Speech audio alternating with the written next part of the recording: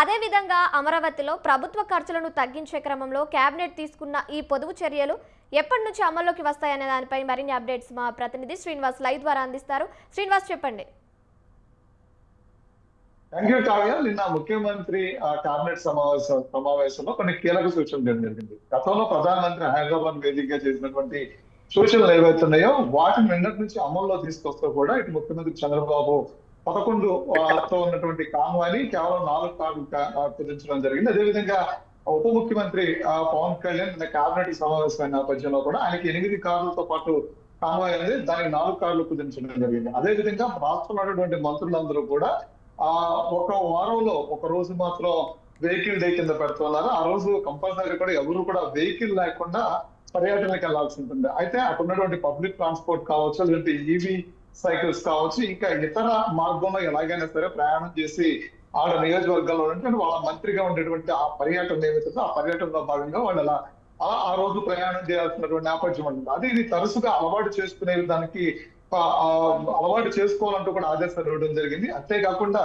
ప్రస్తుతం IAS, IPS ఉన్నతాధికారులు ఎవరైతే ఉన్నారో అధికారులు అందరూ కూడా కంపల్సరీ సచివాలయానికి రావాల్సిన నేపథ్యం అయితే ఉంది. వాళ్ళకు ఉన్నటువంటి వాహన శ్రేణి ఏదైతే ఉందో దాన్ని కూడా తగ్గించుకోవాలంటూ కూడా చెప్తూనే, అదే విధంగా అధికారులు అఫీషియల్ గా ఆఫీస్ కు రాకుండా వర్క్ చేసే వాళ్ళు ఎవరైతే ఉన్నారో, ఆఫీస్ లో వాళ్ళకి అవసరమైనటువంటి వాళ్ళు ఎవరైతే ఉన్నారో వాళ్ళందరూ కూడా ఇంటి నుంచే వర్క్ ఫ్రమ్ హోమ్ కింద కూడా చేయాల్సినటువంటి అవసరం కూడా ఉందని చెప్పారు. అయితే ఇప్పటి వరకు అన్ని అంశాలు కూడా ప్రధానమంత్రి హైదరాబాద్ నుంచి ఇంధన పొదుపు గురించి మాట్లాడినప్పుడు రాష్ట్ర వ్యాప్తంగా కూడా లేదంటే దేశవ్యాప్తంగా కూడా ఇది కొంత సంచలనంగా మారినప్పుడు కూడా దీని మీద కొంతమంది విశ్లేషకులు కావచ్చు, మేధావులు కావచ్చు అధ్యయనం చేయడం మొదలు పెట్టారు.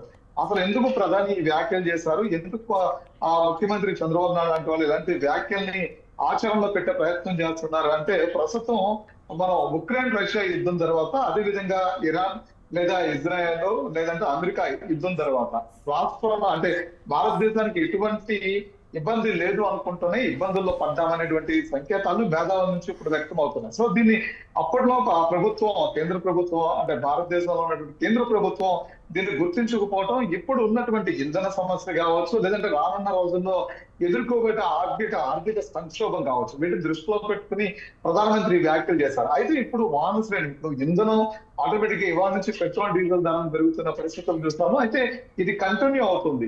ఈ ధరలు ఎక్కడ దాకా వెళ్తాయనేది నియంత్రించగలుగుతున్నామా లేదా అనే దాని మీద కూడా స్పష్టత లేనటువంటి పరిస్థితులు ఉత్పన్నం అవుతున్నాయి. సో ఇవన్నింటినీ కూడా అధిగమించాలి అంటే కనుక ఇంధన వ్యాయం ఏదైతే ఉందో దాన్ని ముందు నియంత్రణలో తీసుకొచ్చుకోవాలి. ఉన్నటువంటి ఇంధనం ఏదైతే ఉందో దాన్ని క్రమబద్ధతలో వాడుకోవడానికి ఈ సూచనలు చేయాలని తెలుస్తుంది. అంతేకాకుండా ప్రజాప్రతినిధులు సైతం, మంత్రులను సైతం, ఎమ్మెల్యేలను సైతం వెహికల్ డే కింద నిర్వహించడం, అదేవిధంగా ఇది గ్రీన్ అవేర్నెస్ అనే దాని మీద ఒక అంశం అయితే కనుక పూర్తిగా ఇంధనం అదుపులో తీసుకురావడమే కాకుండా పొదుపు అనే దాన్ని కూడా బాధ్యతగా కూడా గుర్తు చేయడం, సామాన్య ప్రజలు ఎవరైతే ఉన్నారో వాళ్ళు కూడా పూర్తిగా అనవసరమైనటువంటి ఖర్చులకు పోకుండా, అంటే ఇంధనాన్ని అనవసరంగా వినియోగించకుండా ఇలాంటి వాటిని కూడా చెక్ పెట్టడమే కాకుండా ప్రజలకి ఎదుర్కోబోతున్న ఆర్థిక సంక్షోభాన్ని కూడా చూపించే ప్రయత్నం చేస్తున్నామని చెప్పుకోవచ్చు. Thank you Srinivas, thank you for the updates.